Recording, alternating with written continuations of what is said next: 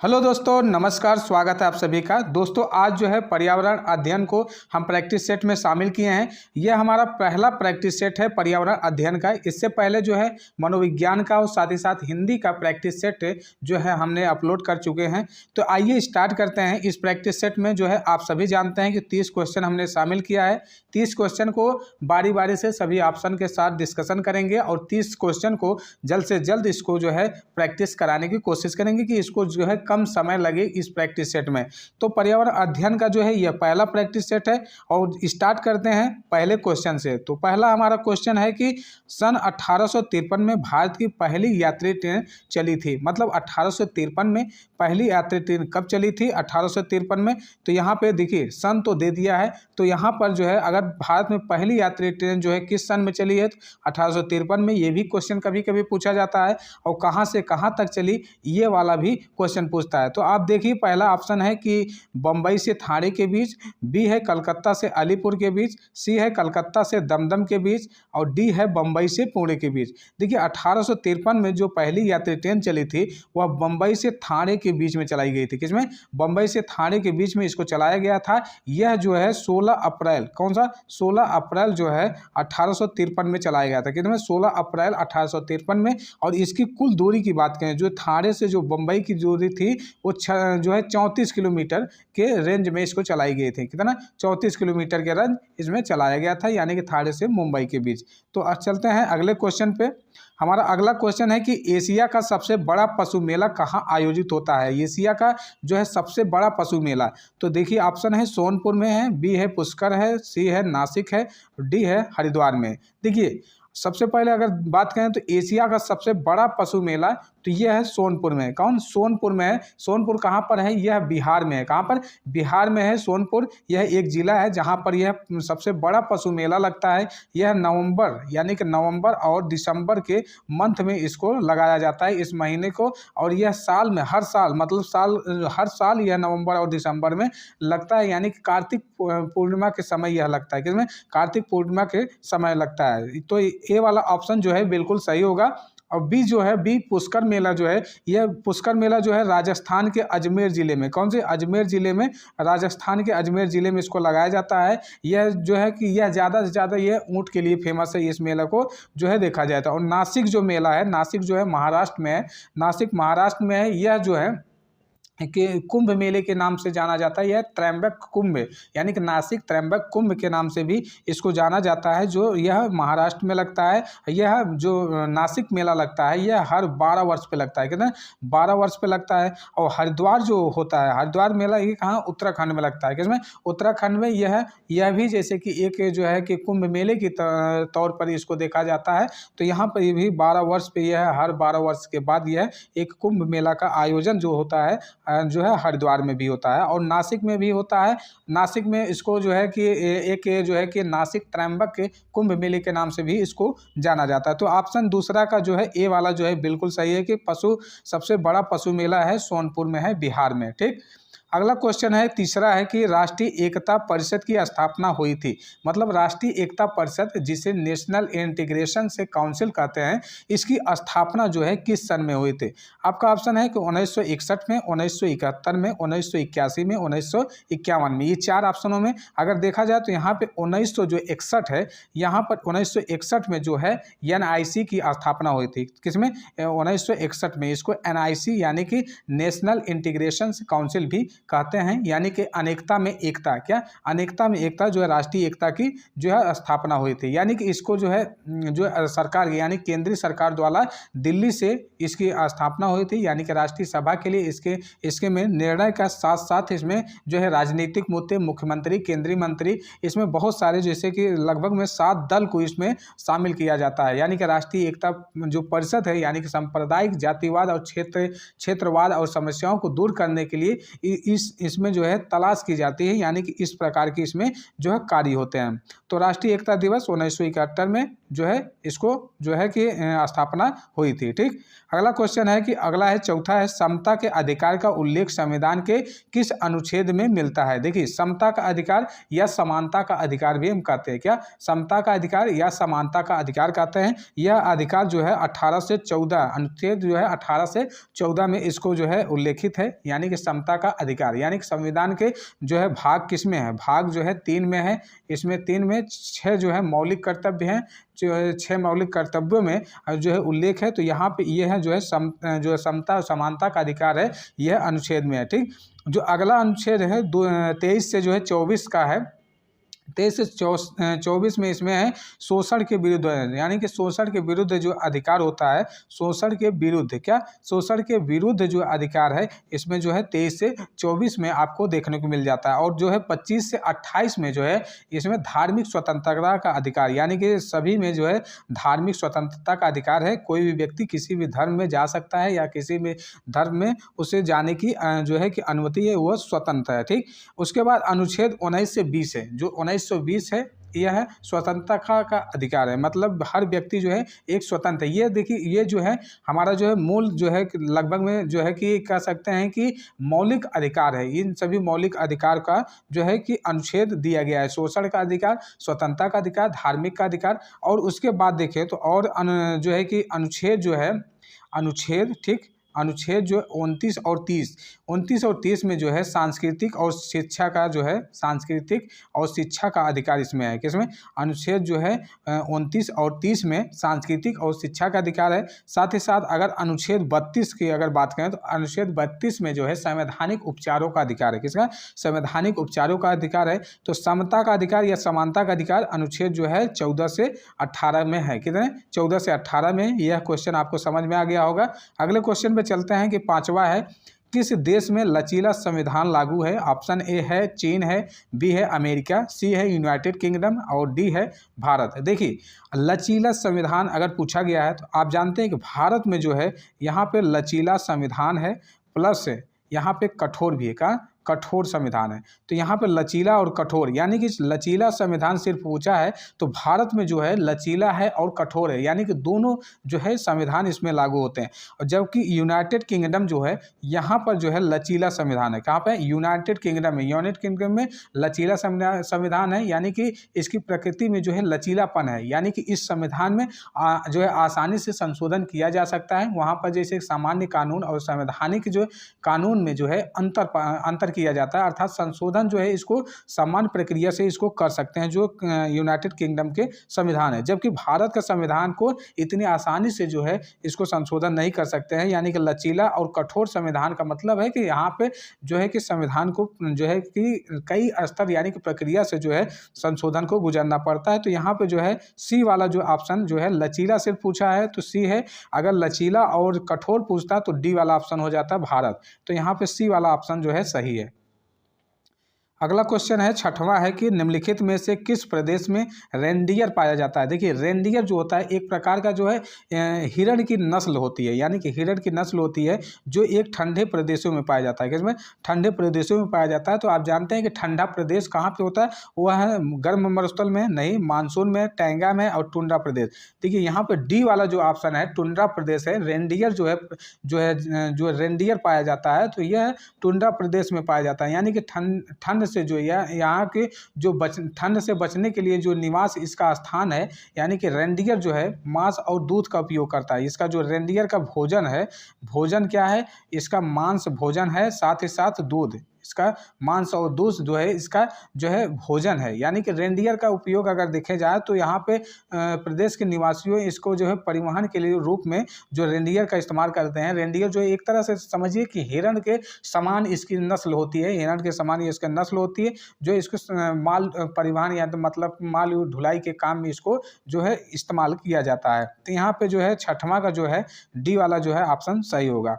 तो अगला देखें, अगला है सातवां, निम्नलिखित में से कौन सा एक शीतोष्ण घास प्रदेश नहीं है? तो यहाँ पर नहीं वाले ऑप्शन को आप गौर से ध्यान देंगे, मतलब शीतोष्ण घास का मैदान कौन कौन सा है पहले उसको देख लेते हैं। देखिए, कंपास जो है, कंपास एक प्रकार का जो है जो है शीतोष्ण घास मैदान नहीं है। क्यों? क्योंकि देखिए डाउन्स है और प्रेयरी है, पम्पास है। तो उष्णकटिबंधीय जो है शीतोष्ण घास के मैदान जो है, प्रेयरी जो है, जो डाउन्स है, डाउन्स कहाँ पे है? यह ऑस्ट्रेलिया में है। कहाँ पे? ऑस्ट्रेलिया में है। डाउन्स जो है ऑस्ट्रेलिया में है, ठीक। प्रेयरी जो होता है, प्रेयरी आप जानते हैं कि यह प्रेयरी जो है उत्तरी अमेरिका में, कहाँ पे? उत्तरी अमेरिका में प्रेयरी है। जबकि पम्पास जो होता है, पम्पास जो है अर्जेंटीना में, कहाँ पे? अर्जेंटीना, जिसे हम पम्पास कहते हैं। और जो कंपास है, कंपास जो है ये ब्राज़ील में है। कहाँ पे? ब्राज़ील में है। यह जो है उष्णकटिबंधीय का है। कौन सा? उष्णकटिबंधीय का है। जबकि ये सभी जो है शीतोष्ण कटिबंधीय के घास के मैदान है। तो यहाँ पे नहीं पूछा है, तो ए वाला जो है ऑप्शन सही होगा। देखिए अगर बात करें तो यहाँ पे शीतोष्ण घास के मैदान, शीतोष्ण घास के मैदान में जैसे पम्पास है, प्रेयरी है, वेल्ड है, स्टेपी है, डाउन्स है, ये सभी जो है कटिबंधीय जो है शीतोष्ण के अंतर्गत आ जाते हैं, ठीक। उसके साथ साथ अगर देखें उष्णकटिबंधीय, कौन सा है? उष्ण, ठीक। उष्णकटिबंधीय जो है, कटिबंधीय जो है घास के मैदान जो होते हैं वह सवाना है। कौन सा? सवाना है, सवाना है, कंपास है, कंपास है, लानोस है। कौन सा? लानोस, जो वेनेजुएला में है। लानोस वेनेजुएला में है और कंपास जो है ब्राज़ील में है और सवाना जो है पूर्वी अफ्रीका में है। तो यहाँ पे ऑप्शन जो है ए वाला जो है बिल्कुल सही है। अगला क्वेश्चन है 8वां है कि जनसंख्या के आकार के अनुसार बृहत्तम महाद्वीप कौन सा है? यानी कि पहला है उत्तरी अमेरिका, बी है एशिया है, सी है अफ्रीका है, डी है यूरोप। देखिए जनसंख्या के अनुसार अगर बृहत्तम महाद्वीप पूछा जाए तो जनसंख्या के हिसाब से एशिया महाद्वीप तो जो है बृहत्तम महाद्वीप में आ जाएगा। तो यानी कि जनसंख्या के आकार के अनुसार बृहत्तम महाद्वीप जो है एशिया को माना जाएगा। यह पृथ्वी के कुल लगभग में देखा जाए तो 1/3 हिस्सा जो है भाग में फैला हुआ है, ये एशिया महाद्वीप है। यह महाद्वीप जो है पूर्वी गोलार्ध में, कहाँ पे है? पूर्वी गोलार्ध में है। यहाँ पे एशिया महाद्वीप है। एशिया महाद्वीप जो है पूर्वी गोलार्ध में है। आप जानते हैं सभी कि एशिया जो है पश्चिम में यूराल पर्वत से, और जो कि यूरोप में जो है कि यूरोप से अलग करता है। इसमें एशिया जो है पश्चिम में, जो है पश्चिम में, यानी कि यहाँ पे इस साइड जो है पूरब हो जाएगा, इस साइड जो है पश्चिम है, और ऊपर की साइड जो है उत्तर हो जाएगा, और नीचे जो है दक्षिण की साइड। यहाँ पे मतलब जो पूर्वी साइड है और जो है यहाँ पे जो है उत्तर साइड है। कौन सा? पूर्वी और पश्चिमी साइड। कौन सा? पूर्वी और पश्चिमी साइड, और ये उत्तर साइड, ठीक। तो यानी कि जो कि एशिया जो महाद्वीप है, एशिया महाद्वीप जो है पश्चिम में यूराल पर्वत है। किसमें? पश्चिम में यहाँ पर यूराल पर्वत है, ठीक। यूराल पर्वत जो है एशिया महाद्वीप जो है इसको यूरोप से अलग करता है। कौन सा? यूरोप महाद्वीप से अलग करता है। तो इसे हम यूरेशिया भी कहते हैं। कहाँ? संयुक्त भूभाग में यूरेशिया नाम इसे दिया जाता है। यानी कि यहाँ पे जो है इस भाग में जो है यूरोप से जो अलग होता है। तो एशिया में जो है यहाँ पे प्रश्न के हिसाब से देखा जाए तो बृहत्तम महाद्वीप जो है एशिया महाद्वीप है। अगला क्वेश्चन देखें, अगला है 9वां है कि भारत में थारू जनजाति कहाँ निवास करती है? देखिए थारू जनजाति जो है उत्तर प्रदेश में तराई क्षेत्र में निवास करती है। साथ ही साथ जो है आपका छत्तीसगढ़, झारखंड और थारू मरुस्थल है। तो उत्तर प्रदेश के आप सभी जानते हैं उत्तर प्रदेश के तराई क्षेत्र में जो है कि थारू जनजाति निवास करती है, जो कि यहाँ पर देखा जाए कि पश्चिम में नैनीताल में जो है कि उत्तराखंड में भी निवास करती है। देखिए पश्चिम के अगर साइड देखें जी कि जो उत्तर प्रदेश का तराई क्षेत्र है, मतलब उत्तराखंड से सटा हुआ जो क्षेत्र है, वहाँ पे जो है ये जो है कि थारू जनजाति जो है निवास करती है। और उत्तराखंड में जो है यह नैनीताल में, कहाँ पे? नैनीताल में यह जो है पूर्व में जो देखा जाए तो यहाँ पे निवास करती है। जो पश्चिम के साइड जो है उत्तराखंड का जो पश्चिम हिस्सा है वहाँ पे निवास करती है। यानी कि ये हिंदू धर्म मानते हैं तथा हिंदुओं के सभी त्यौहार को ये मानते हैं जो थारू जनजाति होते हैं, ठीक। तो यहाँ पे अगर थारू जनजाति की एक जो है कि विशेषता अगर देखा जाए तो ये दीपावली जो होती है, दीपावली की ये जो है शोक के रूप में मनाते हैं। किसमें? शोक के रूप में जो है थारू जनजाति जो है दीपावली की मनाते हैं। तो ए वाला जो है ऑप्शन जो है बिल्कुल आपका सही है। तो ए वाले ऑप्शन पे हम चलते हैं। अगर यहाँ पे अगर उत्तर प्रदेश का तराई क्षेत्र न रह के अगर उत्तराखंड रहता तो उत्तराखंड भी ऑप्शन जो है हम मान सकते थे। उत्तराखंड का भी थारू जनजाति जो है निवास करती है। अगला क्वेश्चन है 10वां है कि भिलाई इस्पात संयंत्र स्थित है। भिलाई जो है इस्पात संयंत्र कहाँ पर स्थित है? पहला ऑप्शन है झारखंड में, दूसरा है छत्तीसगढ़, तीसरा है उड़ीसा में, उसके बाद मध्य प्रदेश, डी वाले ऑप्शन में, ठीक। अगर देखा जाए तो भिलाई जो है इस्पात संयंत्र जो है ये लौह कारखाना, तो ये है जो है कि यहाँ पे है, यह है छत्तीसगढ़ में। कहाँ पे? छत्तीसगढ़ में यह भिलाई इस्पात कारखाना स्थित है। यह भारत का जो है पहला जो है उत्पादक जो है संयंत्र है। यह मुख्यतः जो है देखा जाए तो यह रेलवे का जो उत्पादन यह करता है। इसका जो है अगर रेलवे से इसके संबंध रखता है, यानी कि रेलवे का उत्पादन करता है। यह जो है इसकी जो भिलाई इस्पात संयंत्र है, यह मुख्यतः अगर देखा जाए तो यह स्थापना जो है 1955 में इसकी हुई थी। और ये जो 1955 में हुआ था इसका स्थापना, ये सोवियत संघ के द्वारा किया गया था। सोवियत संघ की जो है सहायता से यह जो है स्थापना हुआ था। सोवियत संघ मतलब रूस के द्वारा इसको छत्तीसगढ़ में भिलाई संयंत्र जो है इस्पात जो है संयंत्र जो है स्थापित किया गया था। अगला क्वेश्चन है, अगला 11वां है कि भारत में महिलाओं के लिए आरक्षण की व्यवस्था कहाँ है। देखिए, भारत में महिलाओं के लिए आरक्षण की व्यवस्था कहाँ पे है? पहला ऑप्शन है विधानसभा में, बी है मंत्रिमंडल में, सी है पंचायती राज्य जो राज्य संस्थाओं में, और डी है लोकसभा में। देखिए, भारत में महिलाओं के लिए आरक्षण की व्यवस्था अगर देखा जाए तो बी जो है सी वाला, कौन सा? सी ऑप्शन में है कि पंचायती राज्य संस्थाओं में है। इस संस्था में व्यवस्था की गई थी कि जो महिला के लिए आरक्षण है, तो महिला के आरक्षण जो इसमें बात की गई थी, मतलब कोई जो है कि किसी भी, यानी कि इसमें वह संख्या भी शामिल है जिसमें जो है कि कोई भी महिला रहे, जैसे कि एससी की रहे, चाहे एसटी की रहे, या जनरल, जो भी महिला रहेंगी उसमें 1/3 जो है महिला जो है इसमें शामिल होंगी। यानी इस महिला के लिए यह आरक्षित किया गया था कि इसमें आरक्षण की व्यवस्था रहेगा, किसमें? पंचायती राज संस्थाओं में। ठीक। अगला क्वेश्चन है कि 12वां है, किसी राज्य के राज्यपाल की नियुक्ति के लिए कम से कम जो है उम्र होनी चाहिए 45 वर्ष, 50 वर्ष, 35 वर्ष, 30 वर्ष। यहाँ पे 30 वर्ष जो है आपकी जो है कि उम्र होनी चाहिए। कितना?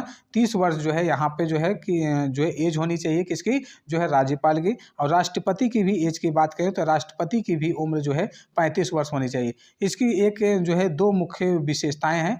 उस जो है कि जो राज्यपाल होना चाहिए उस मतलब ये कि यहाँ भारत का नागरिक होना चाहिए, राज्य का जैसे कि उस नागरिक होना चाहिए, साथ ही साथ उसकी उम्र जो है 35 वर्ष होनी चाहिए। तो यह एक मुख्य दो है, इसके दो है पॉइंट बन जाते हैं, यानी कि संविधान के अनुसार अगर देखा जाए तो। ठीक।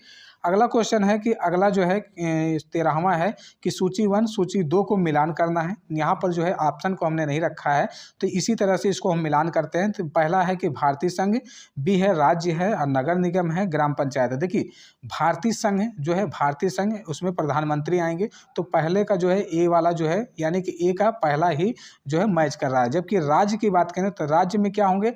राज्य में जो है राज्यपाल होंगे। कौन? राज्य में राज्यपाल। इसको इस तरह मिला देते हैं। ठीक। अगर नगर निगम की बात करें तो नगर निगम में आप जानते हैं कि मेयर होते हैं। कौन से? मेयर होते हैं। और ग्राम में जो है सरपंच होते हैं, यानी कि जो प्रधान जो होते हैं, ग्राम प्रधान होते हैं, ग्राम सरपंच, इसको मान सकते हैं। तो यहाँ पे अगर मिलान किया गया तो 13वां के इस तरह आपसे मिलान पूछा जाता है। तो यहाँ पे अगर मैच करेंगे तो ए का जो है 1, और बी का जो है तीसरा, और सी का जो है आपका चौथा, और डी का जो है दूसरा। इस तरह से मिलान में उसमें जो है कि ऑप्शन में रहेगा तो ए बी सी डी में उसको मैच कर देंगे। ठीक।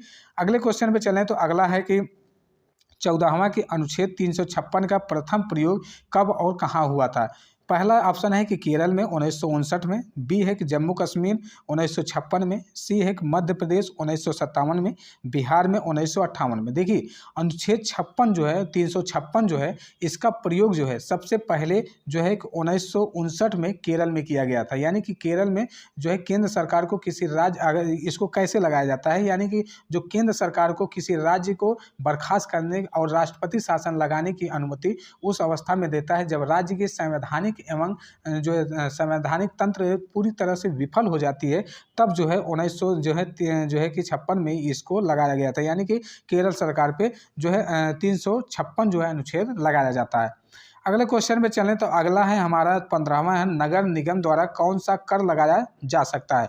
देखिए, पहला है गृह कर। देखिए, नगर निगम में आप निवास कर रहे हैं तो नगर निगम में जो है सर्वोच्च शहरी स्थान व्यवस्था जो होती है, यानी कि जो शहर की व्यवस्था है उसमें जो है नगर निगम का कर लगता है। नगर निगम में कर जो है कौन कौन सा लगाया जा सकता है? गृह कर लगाया जा सकता है, चुंगी कर भी लगाया जा सकता है, और मनोरंजन के लिए भी लगाया जा सकता है। मनोरंजन में जैसे कि फिल्म प्रदर्शनी, सर्कस, नौटंकी, कोई भी मनोरंजन होता है तो उसमें यह टैक्स लग जाता है। और उसके बाद उपरोक्त सभी, तो यानी कि डी वाले ऑप्शन में तो उपरोक्त सभी को मान सकते हैं कि जो इसमें जो है कि इसको सही मानेंगे। यानी कि अगर नगर निगम किसको कहते हैं, देखिए अगर 5 लाख यानी कि 5 लाख की जो जनसंख्या है उससे अगर शहर में निवास करती है या उससे अधिक निवास करती है तो नगर निगम उसको बनाया जाता है, यानी कि नगर निगम उसे घोषित कर दिया जाता है। तो यहाँ पे इस प्रकार की जो है कि कर और लगाए जा सकते हैं। तो नगर निगम में आप जानते हैं कि आप मनोरंजन में जब फिल्म देखने जाते हैं तो उसमें आपको एक टैक्स के रूप में वहाँ पे जो है आपके जो है रसीद में टैक्स जो है इंक्लूड रहता है कि इतना टैक्स भी है, इतना जो है मनोरंजन कर लगाया गया है। तो इन सभी को आपको ध्यान में रखना है। अगला क्वेश्चन पे चलते हैं। अगला हमारा 16वां क्वेश्चन है कि संसार का सर्वाधिक समस्या का रिजल्ट खरपतवार किसे, यानी कि समस्या का जो है खरपतवार जो है समस्याकारी, संसार का सर्वाधिक समस्या का जो है यहाँ पे जलीय, कौन सा रिजल्ट नहीं है यहाँ पे, जलीय क्या है, जलीय खरपतवार किसे, यानी कि जिसे बंगाल का आतंक कहते हैं। देखिए सबसे पहले आपको इससे समझिए बंगाल का आतंक किसे कहते हैं। बंगाल का आतंक किसे कहते हैं, जलकुंभी को कहते हैं। किसको, जलकुंभी को बंगाल का आतंक कहते हैं। ये कैसे कहते हैं, यानी कि देखा जाए तो जैसे आप जानते हैं कि जो जलकुंभी होता है ये पानी में तैरता हुआ एक जो है कि पौधा है जो बहुत ही तेज़ी से जो है बरसात के मौसम में जो है कि फैल जाता है। यानी कि अगर तालाब है, तालाब में अगर जलकुंभी एक जगह है तो वो पूरे तालाब में फैल जाती है। तो इसीलिए जो है पश्चिम बंगाल जो है यहाँ पे जो है बंगाल का आतंक क्यों कहा जाता है। सबसे पहले जो है पश्चिम बंगाल में जलकुंभी को जो है कि खूबसूरत जो है इसको फूलों को देखकर, ठीक, खूबसूरत फूलों को, पत्तियों को देखकर इसके कारण यहाँ पर इसको बंगाल में लाया गया था। तो बंगाल में इसको लाने की वजह से वहाँ पर सबसे पहले यहाँ पे देखें तो यह एक समस्या का जो है कि जलकुंभी बना, यानी कि समस्याकारी जलीय खरपतवार बना, जो कि वहाँ पर जलकुंभी जो है बहुत तेज़ी से फैलने लगी। जलकुंभी क्यों इसको बंगाल का आतंक कहा जाता है, यहाँ पे देखिए सबसे पहले अगर देखा जाए तो जो है कि ये जो है ऑक्सीजन जो है, यानी कि ऑक्सीजन को जो है यह खींच लेता है। यानी कि जल में जितने भी ऑक्सीजन रहते हैं उसको खींच लेगा और इसमें जो है रहने वाले मछली जो होते हैं, मछली जो निवास करती हैं वह मर जाती हैं। कौन, मछली जो है इसमें निवास करती है, मछली वह मर जाती हैं, यानी कि ऑक्सीजन नहीं मिलेगा तो मछलियां मर जाएंगी। तो इसीलिए कहा जाता है कि बंगाल का आतंक, भारत में इसे बंगाल का आतंक कहा जाता है, यानी कि टेरर ऑफ बंगाल कहा जाता है कि जलकुंभी को, ठीक। तो जलकुंभी यहाँ पे आपका जो है सही ऑप्शन होगा। इसको अगर देखा जाए तो इसको अर्कोनिया क्रासपिसस, क्या इसको हम लिख देते हैं एरखोनिया, कौन सा एरखोनिया, कौन सा एरखोनिया, ठीक, एरखोनिया क्रासीपस, ठीक, क्रासीपस। तो इसका नाम है जो है कि अंग्रेजी में लिखा जाता है एरखोनिया क्रासीपस, कभी कभी अंग्रेजी में इसको मान लिया जाता है। तो ये पानी में जो है फैलने वाला समस्याकारी तेजी से फैलने वाला जलीय खरपतवार जो है आपका यही है, ठीक। अगले क्वेश्चन पे चलें तो अगला हमारा है 17वां है, वायरस के अजैविक होने का कारण क्या है। वायरस के अजैविक होने के कारण पहला है कि इसमें प्रोटीन नहीं पाया जाता है, बी है कि यह प्रजनन नहीं कर सकता है, सी है इसको क्रिस्टल के रूप में परिवर्तित नहीं किया जा सकता है, और डी है इसमें वंशानुगत सामग्री नहीं पाई जाती है। देखा जाए तो यहाँ पे जो वायरस का अजैविक घटक होता है, अजैविक घटक जो इसका विषाणु के बड़े बड़े क्रिस्टल के रूप में परिवर्तित किए जा सकते हैं, यानी कि क्रिस्टलों के रूप में जो है इसको परिवर्तन किया जाता है, जो हमारा अजैविक घटक होता है। किसमें, अजैविक जो है, अजैविक वायरस का अजैविक जो है, वायरस का यानी कि विषाणु का जो अजैविक है इसको क्रिस्टलों के रूप में परिवर्तित किया जा सकता है। जबकि यहाँ पे देखा जाए इसको निर्जीव पदार्थों की भांति बोतलों में बंद करके रखा जा सकता है, फिर भी क्रिस्टल प्रभावी अर्थात संक्रामक बने रहते हैं इसमें, ठीक। अगर जैविक रहता है तो जैविक में क्या होता है कि वायरस में माप किया जा सकता है, इसकी आकृति और लक्षण जो है निर्जीव की भांति जो है अनिश्चित ना होकर सजीव की भांति जो है निश्चित रहते हैं, जो अजैविक में वायरस रहते हैं। कौन से, अजैविक वायरस में, ठीक। तो यहाँ पे जो है 17वां का जो है आपका सी वाला जो है बिल्कुल सही है। अगले क्वेश्चन पे चलते हैं। 18 है कि पादप हार्मोन्स जो फलों को पकाने में सहायक है। देखिए पहला है कि जिब्रेलिन और साइकोकाइटिन, बी है साइटोकाइनिन और सी है इथाइलिन और डी है ऑक्सिन। ठीक, सबसे पहले इसको समझते हैं कि कैसे कैसे है। यहाँ पे देखिए, जिबरेलिन जो होता है यह कोशिका को विभाजित यानी कि कोशिका को जो है विभाजन कर सकता है। ठीक, विभाजन के साथ साथ इसको दीर्घाजन, कौन सा दीर्घाजन द्वारा इसको जो है कि लंबा किया जा सकता है, यानी कि इसमें जो है लंबाई बढ़ाई जा सकती है। ठीक, यह जो है पकाने के काम में नहीं आता है। तो यहाँ पे यह इसकी एक विशेषता आप इसको नोट कर सकते हैं, विभाजन के रूप में, दीर्घाजन के रूप में, या जिसके कारण पौधे जो है बृहत्तम आकार लेते हैं, यानी कि यह बहुत बड़ा होता है। और साइटोकाइनिन जो होता है इसको विकास और कोशिका का विभाजक भी कहते हैं, यानी कि इसमें उत्तेजना प्रभावित होता है। और इथाइलिन, जिसे इथिलीन कहते हैं, इथाइलिन जो होता है यह फलों को पकाने में, यानी कि जो पादप जो फल होते हैं, यानी कि जो इसको फल होते हैं, यानी कि फल को पकाने के यानी कि काम में इसको लिया जाता है, जो कच्चे फल होते हैं। ठीक, तो यहाँ पे सी वाला जो है ऑप्शन जो है आपका बिल्कुल सही होगा, तो इसको आप नोट कर लीजिएगा। अगले क्वेश्चन पे चलें तो अगला है 19वां क्वेश्चन है, स्वतंत्र रूप से भूमि रहने वाला अवयवी जीवाणु जिसमें नाइट्रोजन स्थिरीकरण की क्षमता जो होती है वह है।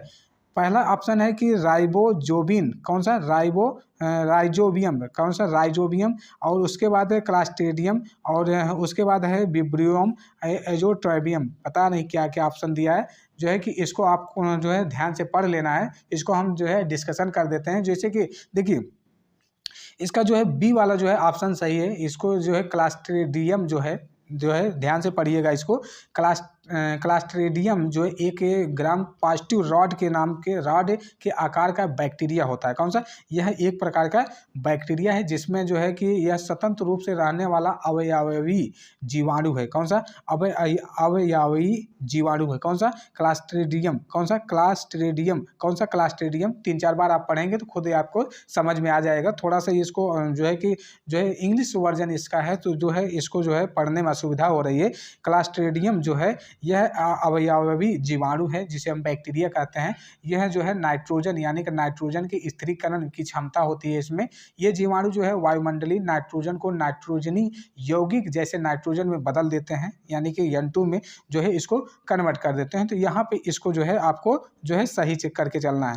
अगले क्वेश्चन में चलें तो अगला है कि 20वां है, किस प्रकार के DNA कोशिका में सामान्य रूप से पाया जाता है। DNA कोशिका जो है आप जानते हैं, जो DNA है, DNA की खोज जो है को वाटसन एवं क्रिक ने किया था। कौन? वाटसन और क्रिक ने इसको DNA की खोज की थी। इसका जो है द्विकुंडलिक मॉडल का जो है इन्होंने सिद्धांत बताया था। तो यहाँ पे देखा जाए DNA की कोशिका में समान रूप से पाया जाता है। cDNA, bDNA, zDNA, aDNA। ठीक, तो यहाँ पे देखा जाए तो ये जो है कि bDNA जो होता है इसकी प्रतिरूप होता है। कौन सा?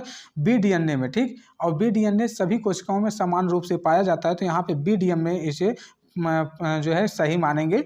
उसके बाद अगला क्वेश्चन है कि अगला 21वां है, निम्न में से कौन सा अचल जीव का उदाहरण है। कौन सा अचल जीव का कौन सा जो है उदाहरण है? एक है लीच है, एक काइटन है, और इकनस है, यूप्लेकेटस। कौन सा?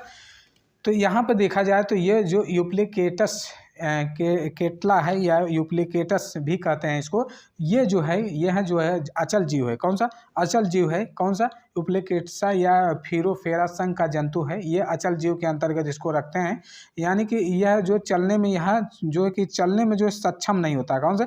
यह चलने में सक्षम नहीं होता है, किसी दृढ़ आधार से यह जो है चिपका रहता है। कौन सा? यह चिपका रहता है जो है यूप्लिकेटसा या यूप्लिकेटेसा जो है कह सकते हैं, या यूप्लिकेटेला भी कहते हैं। ठीक, तो इस प्रकार का है, इसको आप नोट कर लीजिएगा। अगला है कि 22वां है, प्रोटीन अणुओं की इकाई है। प्रोटीन अणुओं की इकाई, यूनिट ऑफ प्रोटीन मॉलिक्यूल्स। देखिए, पहला है कि वसा अम्ल, बी है कि अमीनो अम्ल, और सी है विटामिन, और डी है ग्लूकोज। देखिए, यहाँ पे देखा जाए तो आप जानते हैं कि प्रोटीन जो होता है वो जो अमीनो एसिड से मिलकर बना है। कौन सा? अमीनो अम्ल से मिलकर बना होता है। मनुष्य शरीर में जो है 20 अमीनो अम्ल की आवश्यकता होती है। 10 अमीनो अम्ल जो है कि हमको आवश्यकता होती है, और 10 जो है अमीनो अम्ल जो है कि हमारे शरीर में खुद बनता है। जो है एक जो है कि आवश्यकता जिसे जो है कि आवश्यक जो है अमीनो अम्ल कहते हैं, एक नॉन आवश्यक अमीनो अम्ल कहते हैं, जिसे हम जो है कि हमको जो है ज़रूरत नहीं होती, जो हमारा शरीर जो है ऑटोमेटिक उसको बना लेता है। तो प्रोटीन अणुओं की इकाई जो है अमीनो अम्ल को कहा जाता है। किसको? अमीनो अम्ल को जो है प्रोटीन अणुओं की इकाई कहा जाता है। इसको जो है अमीनो अम्ल को जो है ग्लाइसिन में जो है इसको कन्वर्ट करके जो है रखा भी जाता है। तो अगला क्वेश्चन में चले तो अगला क्वेश्चन 23वां है कि निम्न में से कौन सा अंगक पादप कोशिका में अनुपस्थित होता है। देखिए पादप कोशिका में कौन सा ऐसा है कि जो अनुपस्थित होता है। पहला है कि लवक है, और उसके बाद बी है रिक्तिकाएँ हैं, सी है तारकाक तारकाक, डी है सेल्यूलोज कोशिका भित्ति। कौन सा? सेल्यूलोज कोशिका भित्ति। देखिए यहाँ पे अगर देखा जाए जो तारकाक है जिसे हम सेंट्रोसोम कहते हैं। कौन? सेंट्रोसोम्स। ठीक, सेंट्रोसोम्स। आप लवक जानते हैं, लवक जो है प्लास्टेड होता है, और रिक्तिकाएँ जो है और सेंट्रोसोम्स यानी कि जो है तारकाय में सेंट्रोसोम होता है। कौन सा? सेंट्रोसोम यानी तारकाय में पादप कोशिका में अनुपस्थित होता है। किसमें? पादप यानी कि अंगक जो है पादप कोशिका में जो है सेंट्रोसोम जो है वो अनुपस्थित होता है। यानी कि यह जो जंतु कोशिका में केंद्रक के समीप जो है कोशिका द्रव्य जो है कि जो कोशिका द्रव्य जिसे साइटोप्लाज्म कहते हैं। किसका? साइटोप्लाज्म। साइटोप्लाज्म में यह पाया जाता है। यानी तारकाय के दो प्रमुख भाग हैं। एक जो है इसको अगर नोट करें जो है सेंट्रोसोम जो होता है, इसके तारकाय जो है साइटोप्लाज्म के दो भाग होते हैं। किसके? जो दो भाग होते हैं। एक जो होता है कौन सा? एक है सेंट्रीओल होता है। कौन सा? सेंट्रीओल। और दूसरा जो होता है सेंट्रोस्फियर। कौन सा? सेंट्रोस्फियर होता है। जो है ये दो भाग होते हैं। किसमें? तारकाय में। कौन? तारकाय में दो भाग होते हैं। कोशिकाएं ये किस में पाया जाता है? अनुपस्थित होता है। और ये इसमें जो है दो भाग होते हैं। तारकाय में दो भाग होते हैं। एक कौन सा? सेंट्रीओल। ठीक, सेंट्रीओल। और एक होता है जो है फियर। कहाँ? सेंट्रोफियर। जैसे सेंट्रोफियर कोशिका विभाजन में मदद करता है। कौन सा? कोशिका विभाजन में आपका सेंट्रोफियर मदद करता है। जबकि यहाँ पे देखा जाए और भी ऑप्शन को देखा जाए तो यहाँ पे 23 वाला जो है आपका बिल्कुल सही है। लवक जो है आपका प्लास्टेड है। ठीक, और उसके बाद जो है ये सेलुलोज भित्ति है। ठीक, उसके बाद जो है कि देखा जाए तो यहाँ पर जो 23 वाला जो है सी वाला जो है ऑप्शन सही है। इसके बाद हम आगे बढ़ते हैं। टाइम जो है ज़्यादा जो है कि लगता जा रहा है, इसीलिए हम जो है आगे बढ़ रहे हैं कि मनुष्य के शरीर में सबसे बड़ी ग्रंथि कौन सी है। देखिए मनुष्य के शरीर में आप जानते हैं कि जो है ग्रंथियों की संख्या है, तो कई ग्रंथियां हैं। तो सबसे जो बड़ी ग्रंथि है वह यकृत है। कौन सी? यकृत ग्रंथि है। जो यकृत मानव शरीर की सबसे बड़ी ग्रंथि मानी जाती है, बड़ी ग्रंथि। और सबसे छोटी ग्रंथि कौन सी है? पीयूष ग्रंथि। कौन? पीयूष ग्रंथि जो है सबसे छोटी ग्रंथि। यानी कि जो है यकृत जो होता है इसमें जो है बड़ी ग्रंथि इसको माना जा सकता है। यानी कि यकृत में है जो नलिका से होते हुए एक पतली जो है पेशी जो होता है, इसमें एक जो है गाल ब्लैडर जो है सन्निहित होता है, जमा होता है, जहाँ पे विटामिन ए का भी संश्लेषण करता है। जिसके अलावा यकृत में ग्लूकोज जो है ग्लाइकोजन में संचित रहता है। यानी कि पित्त का रस जो है श्रावण होता है, जो यकृत का प्रमुख कार्य करता है। यानी कि जो है गाल ब्लैडर से जहाँ पे हम पित्ताशय कहते हैं या पित्त का रस कहते हैं। तो यहाँ पे जो है आपका जो है यकृत जो है सबसे बड़ी ग्रंथि है। सबसे छोटी जो है पीयूष ग्रंथि। और अग्नाशय जो है एक मिश्रित ग्रंथि है। कौन सी? मिश्रित ग्रंथि कहते हैं अग्नाशय जो है। और पीयूष ग्रंथि जो है एक सेल टेरेसिका नामक गड्ढा होता है, उसमें जो है पाया जाता है जो है कि पीयूष ग्रंथि।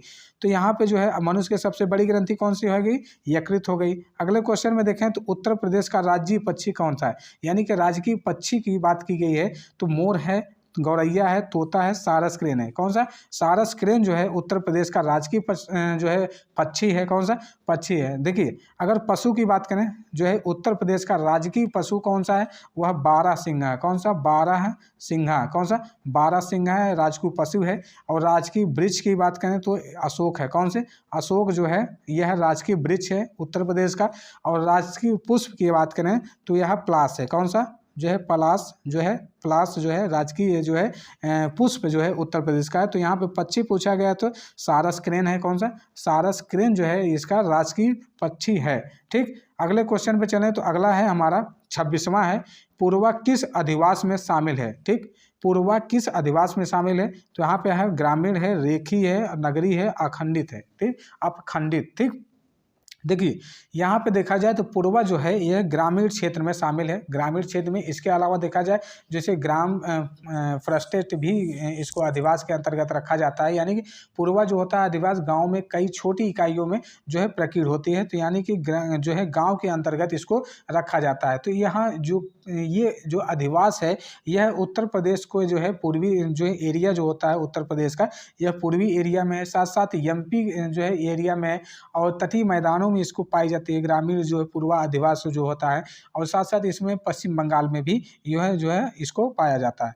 तो अगले क्वेश्चन पे चलें तो अगला हमारा है 27वां क्वेश्चन है।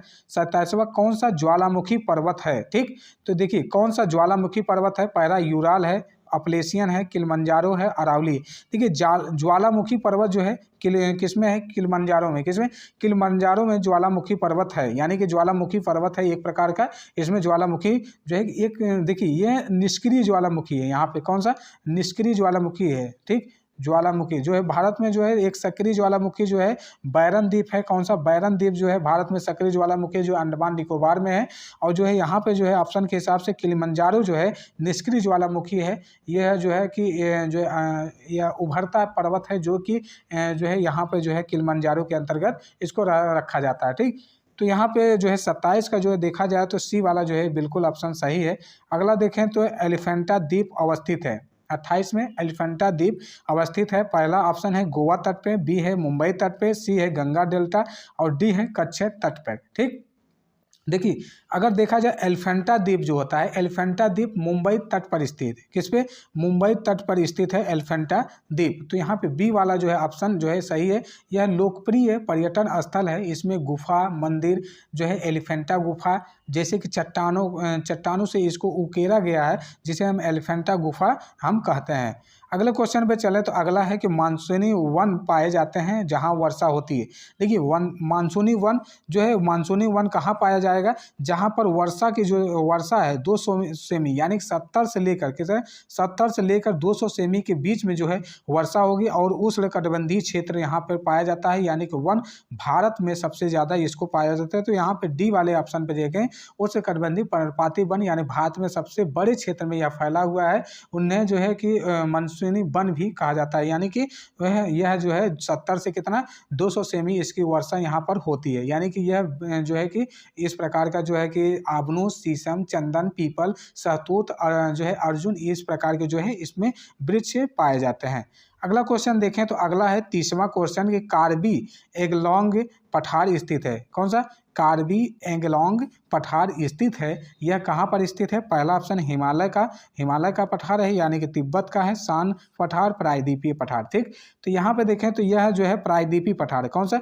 प्रायद्वीपीय पठार है, यानी कि जो कार्बी एंगलोंग पठार है भारत के उत्तर पूर्वी स्थित है। उत्तर पूर्वी जो है पूर्वी राज्य है, उत्तर पूर्वी। ठीक, उत्तर पूर्वी राज्य में स्थित है यह प्रायद्वीपीय पठार है। यह क्षेत्र जो है इसका जो है यह क्षेत्र जो है यह जून से लेकर सितंबर तक जो है के दौरान यह दक्षिण पश्चिम में ग्रीष्म मानसून से अधिकतम वर्षा प्राप्त करता है। यह पठार जो है इसकी ऊंचाई जो है 300 मीटर से लेकर जो है 400 मीटर तक है। ठीक, यहाँ तक हमने आपको जो है 30वां का जो है कौन सा हो गया? डी वाला। मुझे उम्मीद है कि आपको 30 क्वेश्चन हमने सॉल्व करा दिया। 30 क्वेश्चन में अगर किसी भी प्रकार की प्रॉब्लम आती है तो आप जो है कमेंट बॉक्स में अपना फीडबैक ज़रूर देंगे। आप जो है कि अगर किसी प्रकार की अगर क्वेश्चन में मिस्टेक या गलतियां आती है तो उसको भी जो है कि आप देंगे, क्योंकि जो है कमेंट से ही जो है कि सभी जो है हमारे दोस्त जो है पढ़ेंगे और समझ में आएगा कि हाँ कहाँ पर जो है किस प्रकार की गलती है। तो यहाँ पर जो है 30 क्वेश्चन का हमने सॉल्व करा दिया। अब आज के लिए यहीं पर क्लास को समाप्त करते हैं। तो धन्यवाद।